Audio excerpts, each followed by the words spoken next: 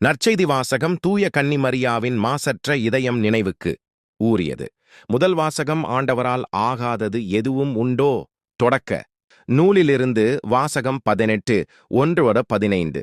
அந்நாள்களில் ஆண்டவர் மம்ரே என்ற இடத்தில் தேவதாரு மரங்கள் அருகே ஆபிரகாமுக்குத் தோன்றினார்.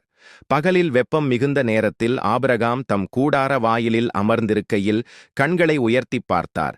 3 மனிதர் தம் அருகில் நிற்கக் கண்டார்.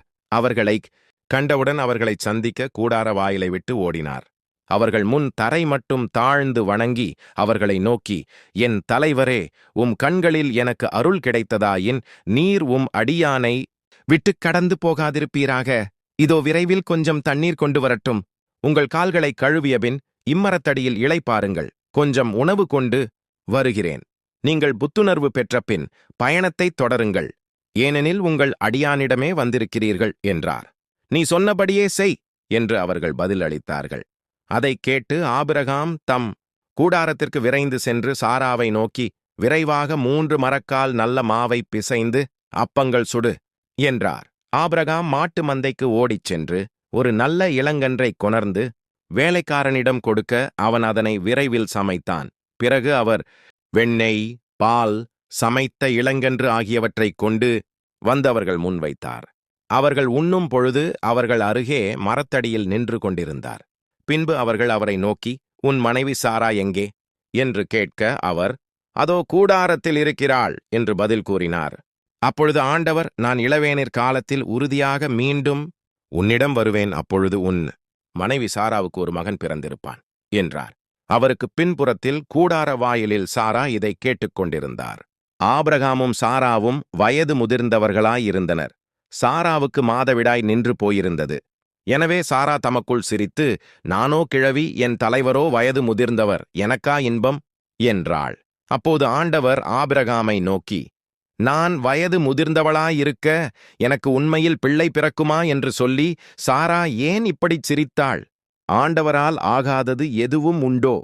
இளவேனிற் காலத்தில் குறிப்பிட்ட நேரத்தில் நான் உன்னிடம் மீண்டும் வருவேன். அப்பொழுது சாராவுக்கு ஒரு மகன் பிறந்திருப்பான் என்று சொன்னார்.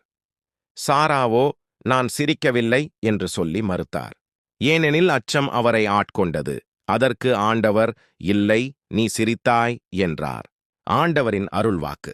இறைவா, உமக்கு நன்றி. பதிலுரை பாடல் லூக்கா 1:47-49 50 பல்லவி. ஆண்டவர் தம் இரக்கத்தை என்றும் நினைவில் கொண்டுள்ளார். ஆண்டவரை எனது உள்ளம் போற்றி பெருமைப்படுத்துகின்றது. என் மீட்பராம் கடவுளை நினைத்து எனது மனம் பேருவகை கொள்கின்றது. பல்லவி. ஆண்டவர் தம் இரக்கத்தை என்றும் நினைவில் கொண்டுள்ளார். ஏனெனில் அவர்தம் அடிமையின் தாழ்நிலையை கண்ணோக்கினார். இது முதல் எல்லா தலைமுறையினரும் என்னை பேறு பெற்றவர் என்பர் மார்த்தோற்றம்பந்து. ஏனெனில் வல்லவராம் கடவுள் எனக்கு அரும்பெரும் செயல்கள் செய்துள்ளார். தூயவர் என்பதே அவரது பெயர். பல்லவி. ஆண்டவர் தம் இரக்கத்தை என்றும் நினைவில் கொண்டுள்ளார். அவருக்கு அஞ்சி நடப்போருக்கு தலைமுறை தலைமுறையாய் அவர் இரக்கம் காட்டி வருகிறார். பசித்தோரை நலன்களால் நிரப்பியுள்ளார். செல்வரை வெறுங்கையராய் அனுப்பிவிடுகிறார். பல்லவி. ஆண்டவர் தம் இரக்கத்தை என்றும் நினைவில் கொண்டுள்ளார். மூதாதையருக்கு உரைத்தபடியே அவர் ஆபிரகாமையும் அவர்தம் வழிமரபினரையும் என்றென்றும் இரக்கத்தோடு நினைவில் கொண்டுள்ளார். தம் ஊழியராகிய இஸ்ரவேலுக்குத் துணையாக இருந்து வருகிறார். பல்லவி. ஆண்டவர் தம் இரக்கத்தை என்றும் நினைவில் கொண்டுள்ளார். நற்செய்தி வாசகம். இந்நிகழ்ச்சிகளையெல்லாம் தமது உள்ளத்தில் பதித்து வைத்திருந்தார். லூக்கா எழுதிய தூய நற்செய்தியிலிருந்து வாசகம். 2:41 ஆண்டுதோறும் இயேசுவின் பெற்றோர் பாஸ்கா விழாவைக் கொண்டாட எருசலேமுக்குப் போவார்கள். இயேசுவுக்கு 12 வயது ஆனபோது வழக்கப்படி விழாவைக் கொண்டாட எருசலேம் சென்றனர். விழா நாள்கள் முடிந்து அவர்கள் திரும்பியபோது சிறுவன் இயேசு எருசலேமில் தங்கிவிட்டார். இது அவருடைய பெற்றோருக்குத் தெரியாது. பயணிகள் கூட்டத்தில் அவர் இருப்பார் என்று எண்ணினர். ஒரு நாள் பயணம் முடிந்த பின்பு உறவினரிடையேயும் அறிமுகமானவர்களிடையேயும் அவரை தேடினர். அவரை காணாததால் அவரை தேடிக்கொண்டு எருசலேமுக்குத் திரும்பிச் சென்றார்கள். 3 நாள்களுக்குப் பின் அவரை கோவிலில் கண்டார்கள்.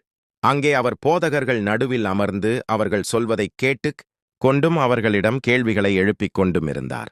அவற்றைக் கேட்ட அனைவரும் அவருடைய புரிந்து கொள்ளும் திறனையும் அவர் அளித்த பதில்களையும் கண்டு மலைத்துப் போயினர். அவருடைய பெற்றோரும் அவரைக் கண்டு வியப்பில் ஆழ்ந்தனர். அப்பொழுது அவருடைய தாய் அவரை நோக்கி, மகனே, ஏன் இப்படிச் செய்தாய்?